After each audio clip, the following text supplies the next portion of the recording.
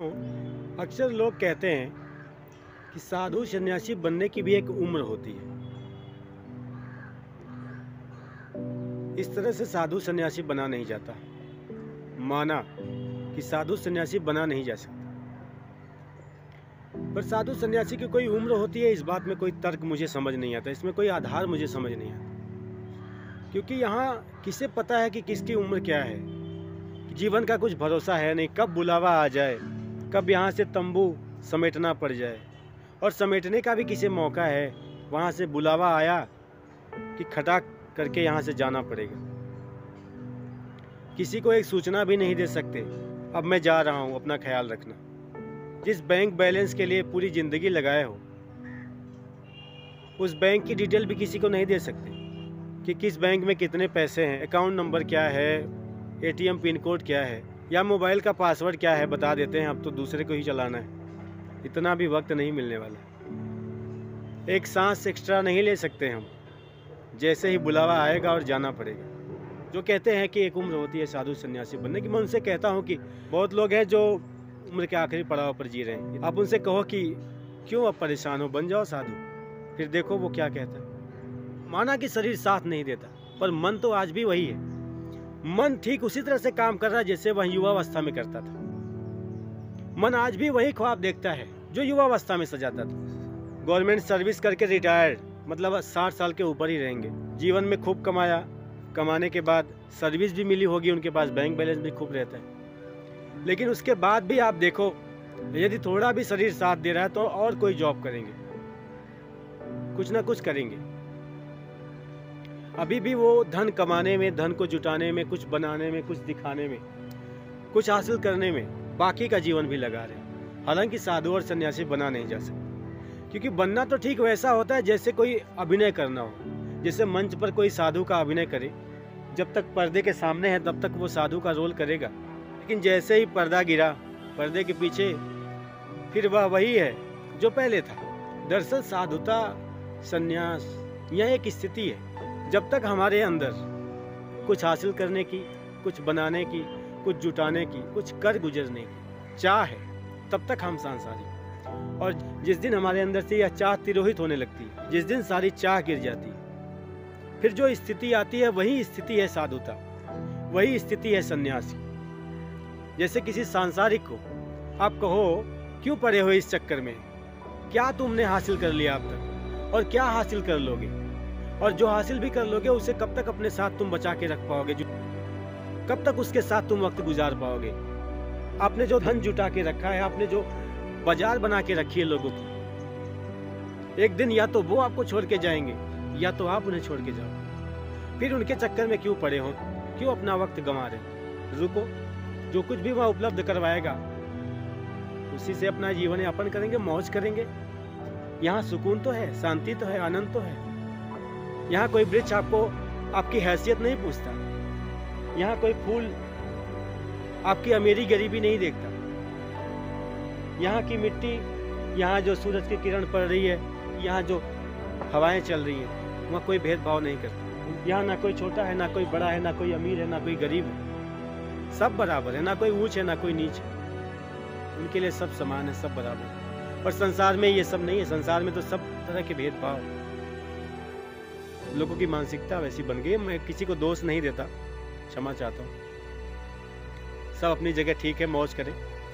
तो मैं कहता हूँ, अगर किसी को यहाँ रोका जाए कि आप रुकिए और मौज करते हैं, क्यों वहाँ अपना जीवन गुजार रहे हो, क्या मिलने वाला है, कोई नहीं रुकने वाला। जैसे किसी सांसारिक को आप सन्यासी नहीं बना सकते, उसकी स्थिति नहीं बदल सकती, ठीक वैसे ही जो इस स्थिति पर पहुंच जाता है, जिसने यह देख लिया कि यहाँ कुछ भी हासिल करने के लिए नहीं है, हम जो कुछ भी हासिल कर रहे हैं उस पर हमारा अधिकार ज़्यादा दिनों तक रहने वाला नहीं। जैसे कोई भी वस्तु या व्यक्ति हो, आज किसी और के पास है, कल आपके पास आ जाएगा, परसों फिर वो किसी और के पास चला जाएगा। आज सोनार के दुकान में सोना है, उसके प्रति हम आकर्षित होते हैं, और उस सोने को हासिल करने के लिए हमने खूब श्रम किया, परिश्रम किया, पैसे कमाए, और उस पैसे से हमने उस सोने को खरीद लिया, अपने घर में अपनी तिजोरी में ला के रख दिया। पर वो कब तक आपकी तिजोरी में रहेगा। जैसे वो सोनार की तिजोरी में नहीं रहा, वैसे आपकी भी तिजोरी में ज़्यादा दिन नहीं रहने वाला। वह आज नहीं तो कल किसी और के पास चला जाएगा। पैसे हैं, हम कहते हैं हमें पैसे बहुत जुटाने हैं, बहुत बनाने हैं, पर सोचो जरा ये पैसे आते कहाँ से हैं? किसी और के पास से। कल वो पैसा किसी और के पास था, आज तुमने हासिल कर लिया, आज वो तुम्हारे पास है, कल वो किसी और के पास चला जाता है। आज जिस जमीन को खरीद कर हम सीना फुलाए घूमते हैं कि हमने इतनी प्रॉपर्टी बना ली, ये फ्लैट ले लिया, ये रूम ले लिया, ये गाला ले लिया, ये प्रॉपर्टी बना ली, यहाँ प्लॉट ले लिया, जरा सोचो इसके पहले वो किसी और का था, फिर वो भी ऐसे सीना फुलाए घूम रहा था जैसे आज तुम फुला रहे हो।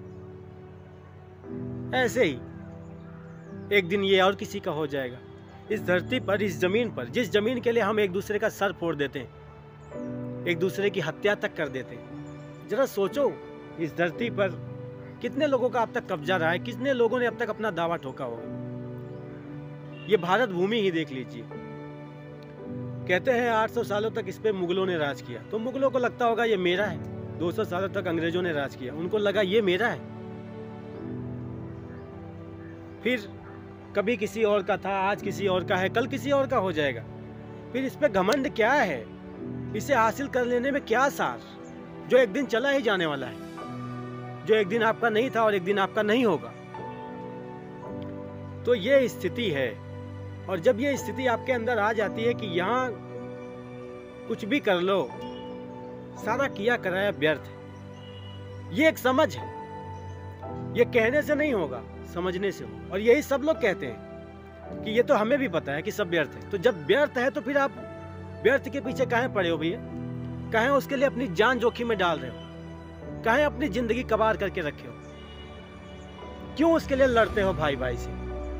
क्यों किसी का मर्डर करते हो, किसी के खिलाफ साजिश करते हो? क्यों उसके लिए किसी का तिरस्कार करते हो? यदि आपको पता है कि यह सब व्यर्थ है, फिर व्यर्थ के लिए क्यों लड़ना? आपको जब पता चल जाता है कि मेरा ये शर्ट व्यर्थ है, तो क्या आप उस शर्ट के लिए किसी से लड़ते हो? आप किसी को दे देते हो या फेंक देते हो?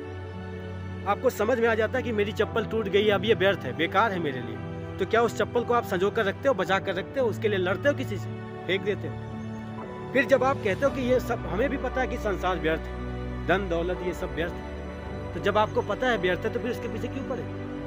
किसे गुमराह कर रहे हो, किसे धोखा दे रहे हो? किसी और को नहीं, खुद को धोखा दे रहे हो। यहाँ व्यक्ति किसी और को धोखा देता ही नहीं है, यहाँ व्यक्ति स्वयं को ही धोखा देता है, हर पल हर क्षण। इसलिए बस यही कहना है कि ये एक स्थिति है, साधुता संन्यास की स्थिति है, और ये एक समझ है। और ये समझ तब आती है जब आप होश पूर्वक जिंदगी जीते हो, ईमानदारी पूर्वक, प्यार से। जब आप बहुत ही होश पूर्वक और ईमानदारी पूर्वक जिंदगी जीते हो, तो आपके अंदर एक समझ विकसित होती है, और वो समझ बहुत कीमती चीज है। उस समझ से कीमती संसार में कुछ है नहीं। और उस समझ के आने के बाद आपकी ये स्थिति आती है, और इस स्थिति में आने के बाद जिस तरह से किसी घोर गृहस्थ को आप सन्यासी नहीं बना सकते, और सन्यासी बनाओगे भी तो वो ऊपर से रोल तो करेगा कुछ समय के लिए, लेकिन भीतर से उसको भी पता है कि वह क्या है। और आज नहीं तो कल जैसे उसे अवसर मिला, मौका मिला, वो ये चोला उतार कर फेंक देगा, और वो टूट पड़ेगा उसमें, उस संसार पर, उस विषय वस्तु पर, चाहे वह कोई स्त्री हो, चाहे वह धन हो, चाहे वह पद हो, चाहे वह प्रतिष्ठा हो, बस उसे मौका मिलना चाहिए, वो तुरंत टूट पड़ेगा।